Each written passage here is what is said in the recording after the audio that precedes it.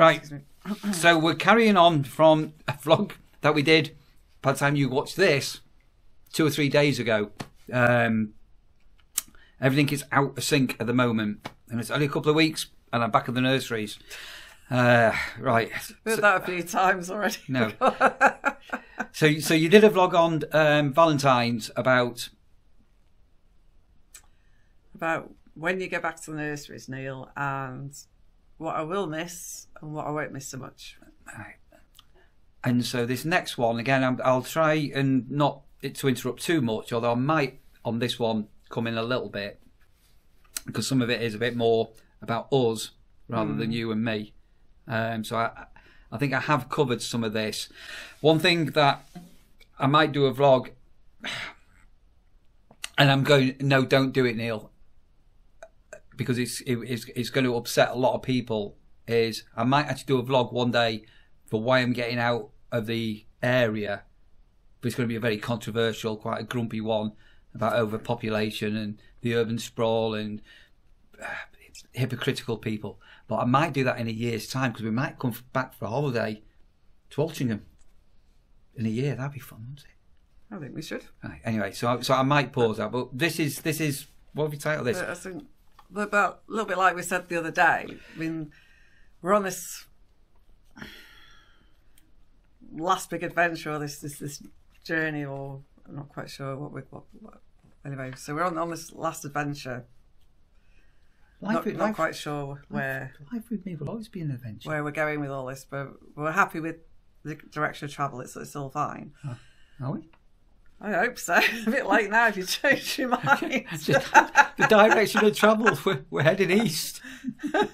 So, not the Wild West. We're going to the Wild East. But as I say, because we're in the process of this journey, yeah, we might feel differently about things, say, in 6 months, a year's time than we do right now. So it'd be interesting actually to reflect back on, in a year or so, how things seem then compared to now. Yeah, and if you're watching this, do watch in and stay tuned, because we hope it'll ring some bells in your head if you've been on a similar journey, and we'd love to read your comments. If you're able to comment about anything, we like to read them.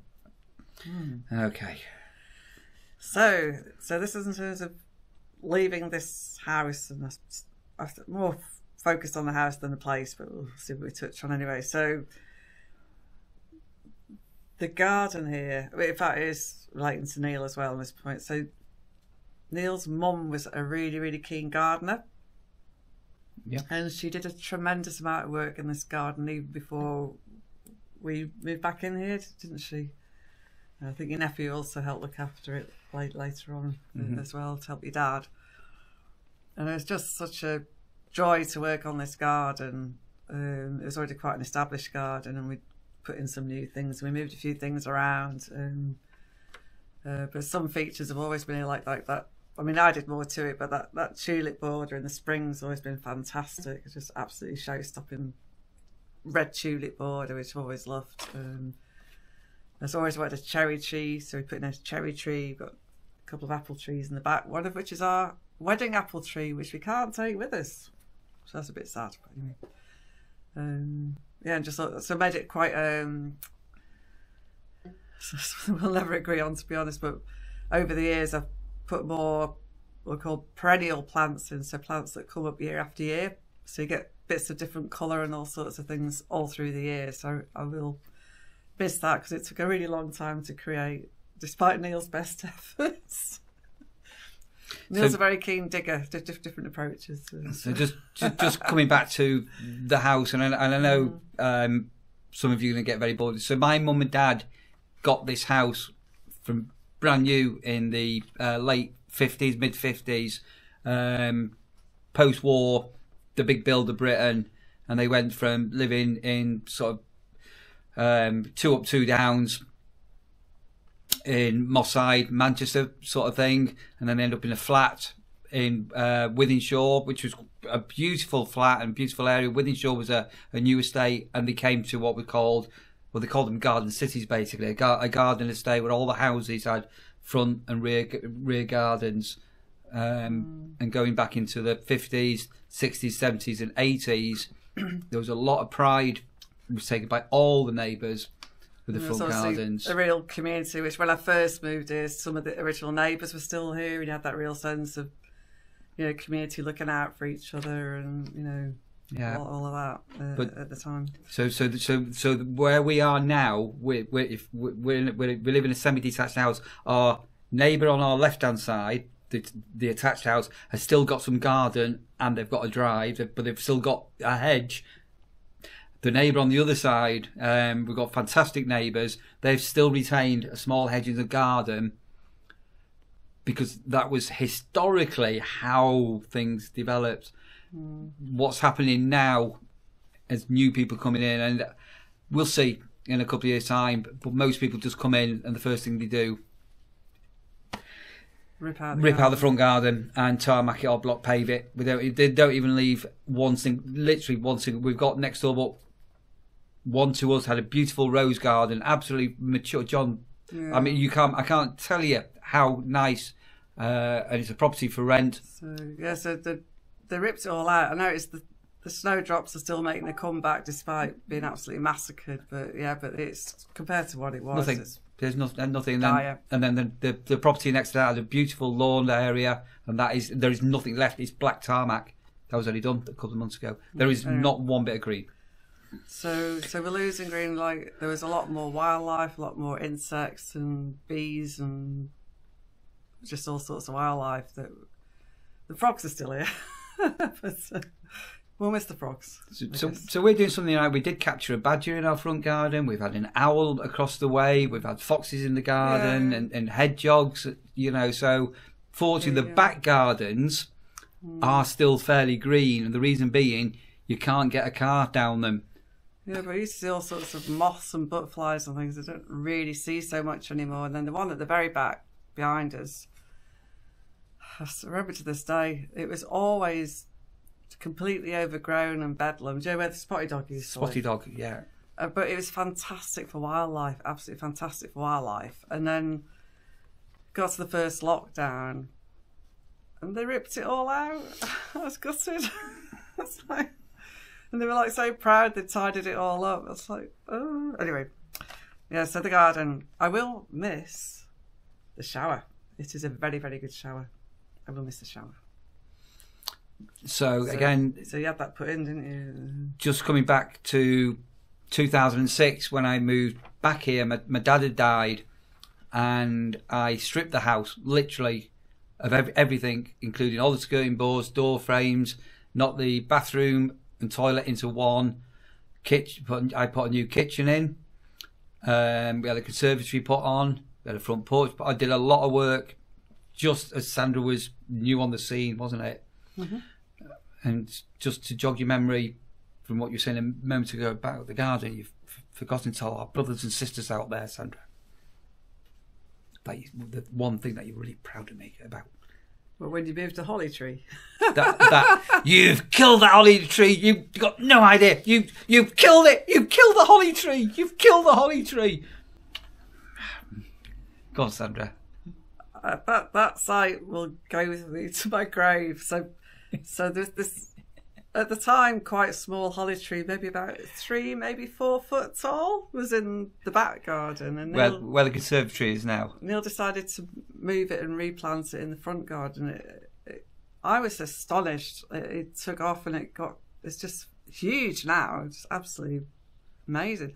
But to get it out, do you know how he got it out? He was doing a Tarzan, so he got hold of the whole tree and he was like, got his legs off the ground and he was swinging the whole tree like a Tarzan. Oh, be Tarzan, you Jane. Oh. And I was like, oh my goodness, what have I married? and I planted the holly tree. What did it do? It grew. It grew like wild. It grew, and it grew. It. And the following year, it grew some more. And it grew so, and every year, and we got. And do you remember at one point we were looking back at you could go back in time on the old Google snapshots. Yeah, you can. And yeah, how small it yeah. used to be. I was like, oh, yeah, gosh, I did not remember it being that small. Yeah, we did that recently, didn't we? We looked at our front garden, and you can watch. even we had a wall at the front garden I took out, put the fencing in, and then we've now got that mature hedge in. I'm just going to write something down for... Oh, yeah. Yeah, sorry, I just made a note of something. Anyway, yeah. That'll be on my I'm sorry what I won't miss list. What, the holly tree? No. What you just wrote down. No. Well, I don't know whether we'll do it. We'll come to that at the end. But the holly, Anyway. the holly tree has been amazing, hasn't it? I mean, literally from... Just incredible, yeah. And we just hack it. We'd have to hack it back, otherwise it would be as tall as a house, wouldn't it? Just massive. So I was about missing the garden and things. Should we do some of the what I won't misses? Or should we carry on with the... You're not talking to me. Because What do you reckon? Talking to our brothers and sisters out there. Should we break it up a bit and do some of the won't misses? I will so not miss the commute into Manchester. Yeah. It's soul destroying. Honestly, it is. Especially in the winter, I can't describe how soul destroying it is. I can't imagine. I've been doing it for a long time now, really long time. Yeah, it needs to end. And increasingly, so again, just on the commute, if I'm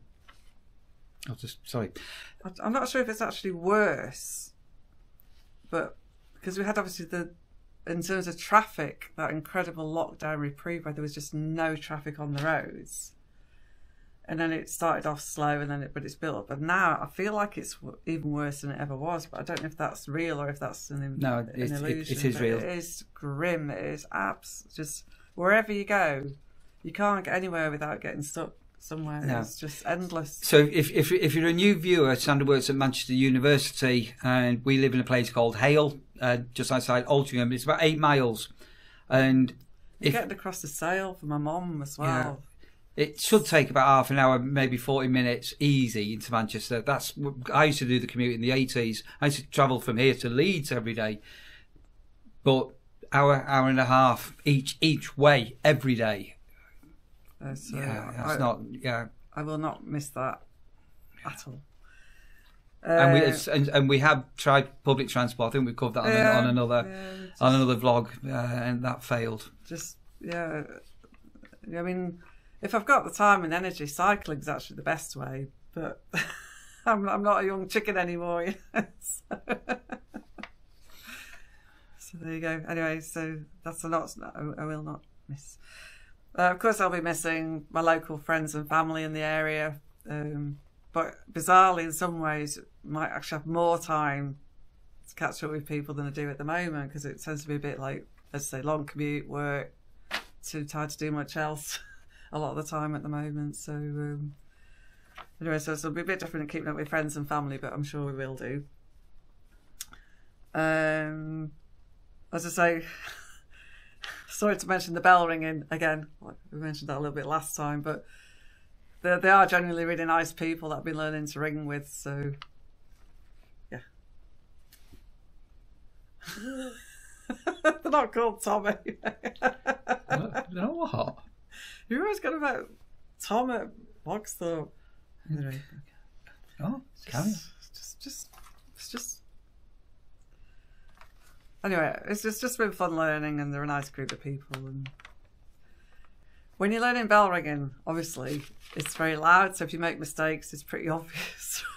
So they're pretty patient. Have you ever watched The Bells of Notre Dame, where Quasimodo is in the bell tower at Notre Dame, the beautiful church in Paris, and his girlfriend, who he's in love with, is called Esmeralda, and he loved Esmeralda, and poor Quasimodo. And what did Quasi always say to Esmeralda? Something about the bells making them deaf. The bells, Esmeralda, they make me deaf, you know. What do you say, Sandra? The bells. You can be my little Esmeralda. I can be your Quasimodo. You better look at that. Oh, poor Quasimodo. Beauty is in the eye of the beholder. He loved Esmeralda. There you go. As and when, where we live at the moment, taking aside the awful traffic situation, which is kind of knocking back my point, but it certainly used to be, we're quite close to hills all around this area. So you've got the North Wales hills, you've got Derbyshire hills, you've got lakes. There's lots of choice. And sort of lake direction, Macclesfield Lake. So there's lots of hills in the area, and I love hills. I will miss the hills. So one of the reasons why we sort of get it slightly milder here in Hale, just outside Altrincham, we're on the low ground, and it's the Pennines what protect us, what take the bulk of the weather. But you like the hills. I just thought something else. So I'm thinking on that side, potentially still not too far though from the Sheffield side hills. No, you're not. Up on the moors. So we'll see how that works out. But something we've not mentioned on any vlog, I don't think, is here in Manchester, it's called the Rainy City. Its nickname is the Rainy City.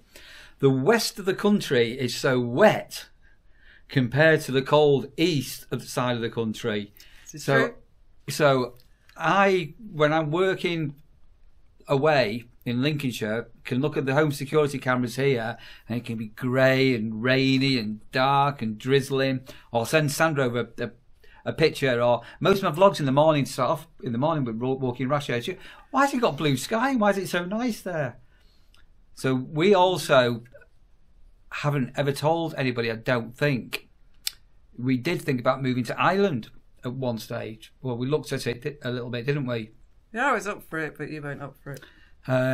Because with Ireland still being in the EU, with Sandra's expertise, the wages in Ireland are considerably more over here. Anyway, we did actually look at possibly going to Ireland. A lot of the jobs went over there in my sector. Because of the European Union. But one of the things we never realised was how wet Ireland is, because it's even more over on the west. And then there's one part in Ireland that gets a bit of a... It is, but there's the Irish equivalent of the Riviera, where it doesn't get as much rain. Just trying to remember what it's called. It's down at the east. It wasn't the east side. It was like southwest corner. I think it was. Yeah. Anyway. Yeah. So we could have ended up in Ireland a few years ago. Yeah, but somebody couldn't not do Altrincham Festival, so it just all went to pot. So we just somebody could not do bell ringing. Falling out with the father from the church. I had to give it all up. You didn't have to. Yes, you did. Grumpy. Give it all up. All the time. I have to put the bell ringing all the time. Neil, you're away for 9 months of the year at the time at the moment. I'm not in a position to complain. I'm just like a baby, aren't I? I pop out after 9 months. Anyway, a little bit more about what I won't miss.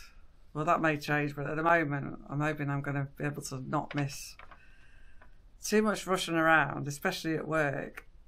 And I really don't enjoy, like, to save money and stuff, take sandwiches and, like, leftover food and stuff just for something quick.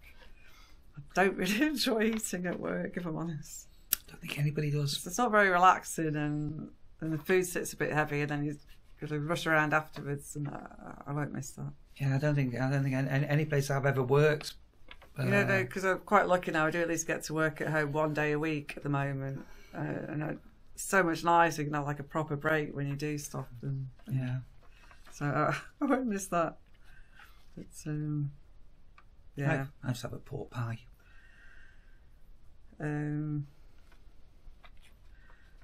will miss just practical things like I don't know how many people out there, like, when you move area completely.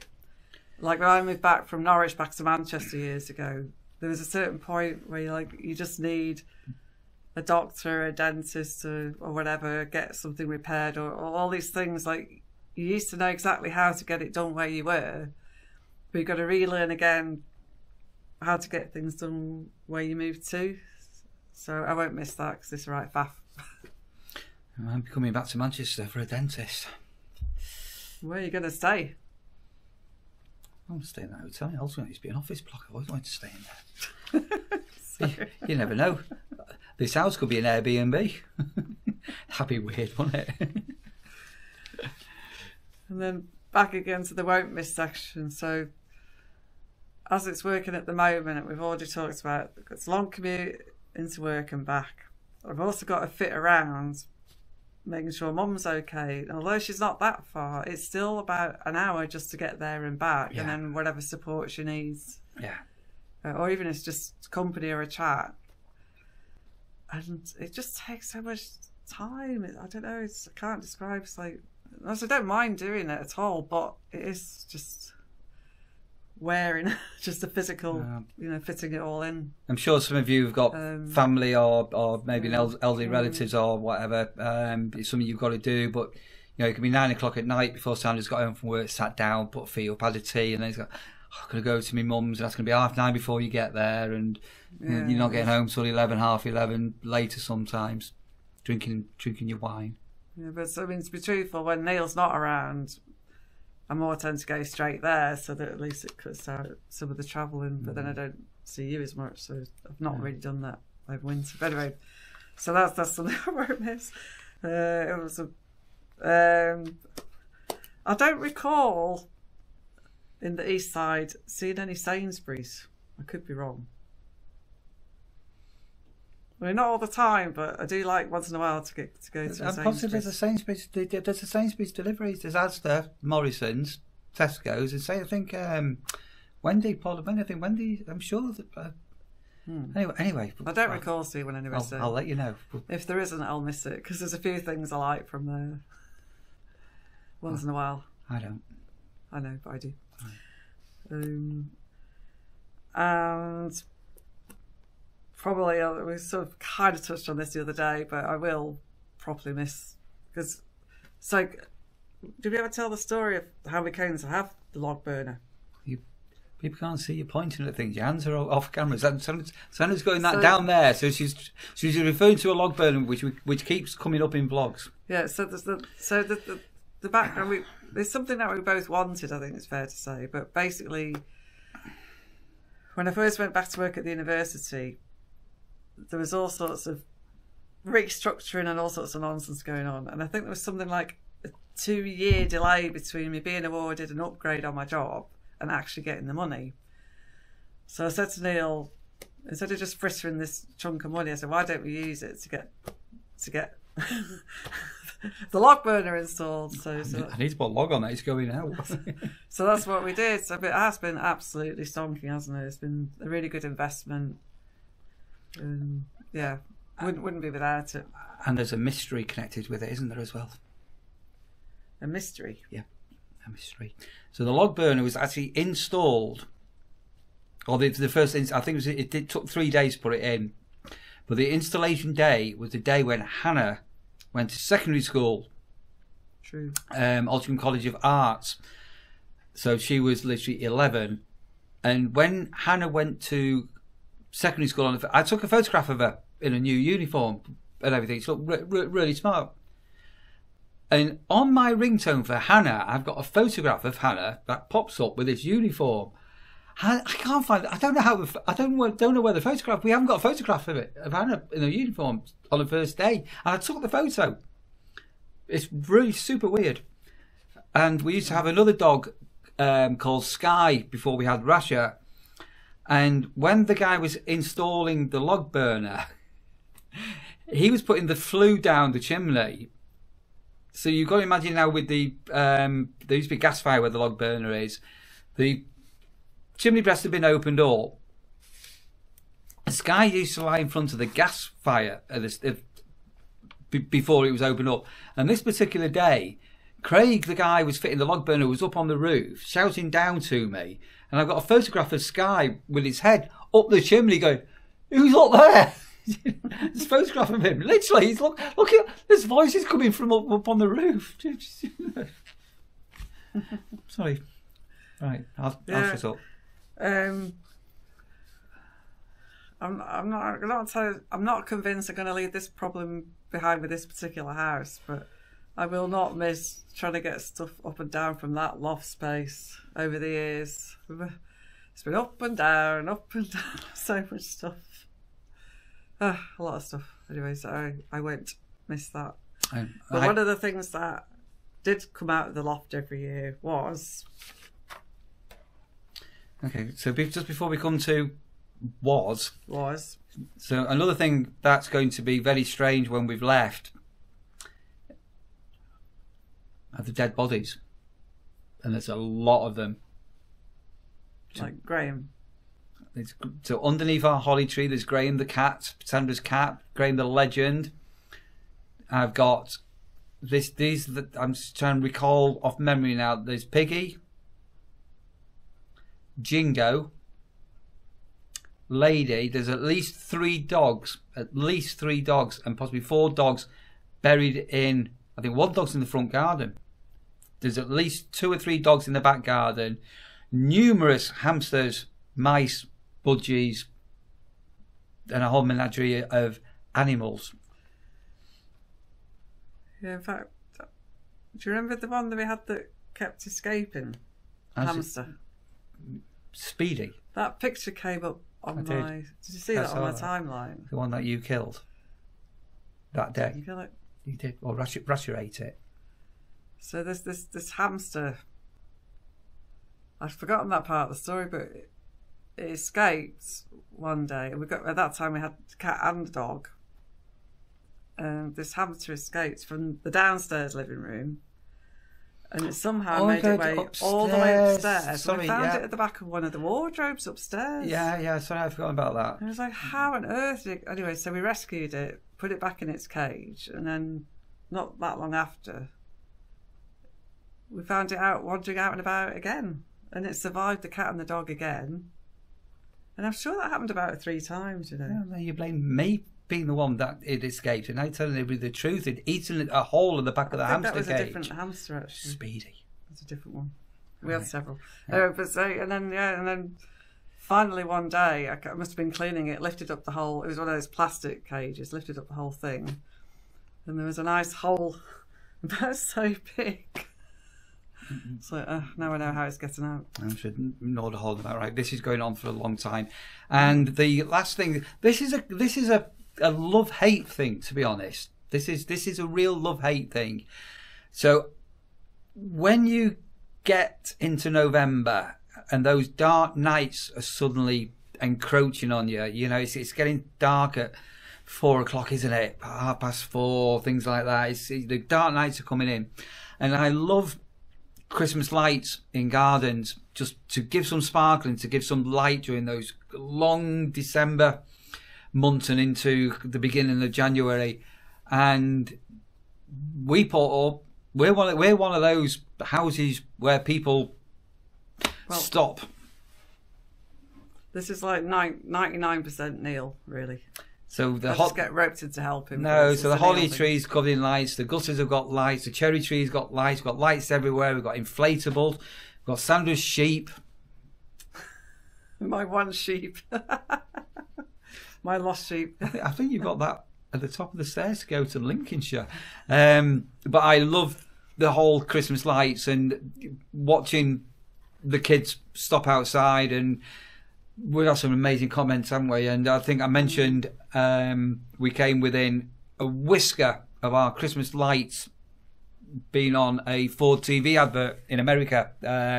We come incredibly close to our lights actually featuring on a TV advert for Ford Automotives in America. But getting them out of the attic, getting them all sorted out, getting the ladders out and putting them all up, and then even worse is getting them all in, often on a very damp day, and the inflatables are all damp and soggy. But I have no idea whether I'm going to do anything in Lincolnshire. Right. I think that was the final note. I think we've gone on for a long time. I've gone through my list as at the moment, but again, coming out the other side, as it were, a few months or a year down the line, we might seem a little bit different. It is, and as we're recording this, as I say, this may not be going up for 3 or 4 days, and we've got things happening. Lots of things happening. Yeah, so keep watching. Right. To our brothers and sisters, but our viewers. Well, I love that saying. It's better than saying guys, isn't it? Brothers and sisters. No, I've got brothers and sisters. So we're not sticking with gems then. Green-eyed monsters. I think there was a nicer version. There was somebody sent in. Right. Do you want to say goodbye, Sandra? Goodbye. See you soon.